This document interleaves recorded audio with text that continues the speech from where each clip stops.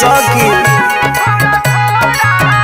हमरा पियावा के कवनो ना जोड़ाबा सब गुण से भरल थोड़ा थोड़ा बा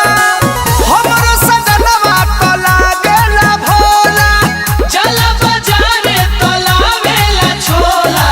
हां त चाटो आहे पातरे बलमुआ में रस बड़ी होला पातरे बलमुआ में रस बड़ी होला पातरे बलमुआ में रस बड़ी होला पातरे बलमुआ में रस बड़ी होला हां त घोर के पियो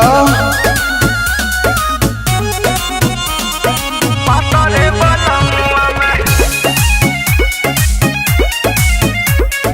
पातरे बलमुआ में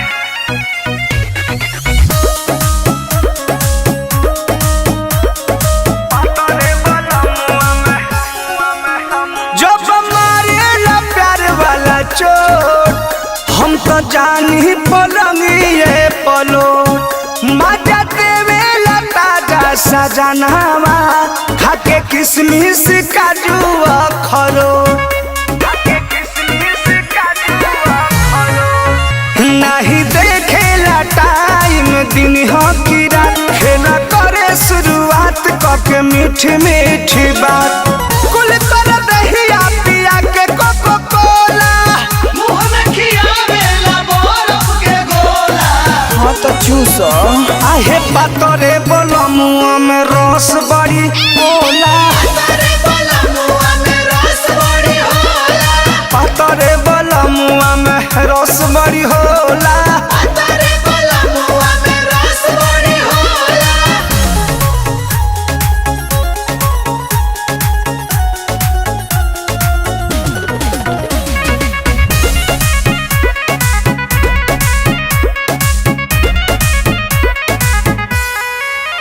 हरदम राखेला हमारे ख्याल दुनो गाल छुके पूछेला हाल करी केतना बड़ाई प्रमोद के जोड़ी मिलल बा एकदम कमाल नहीं रखे उपास पूरा करे लायास रहे दूरे ना कान्हा आनंद अभिलाष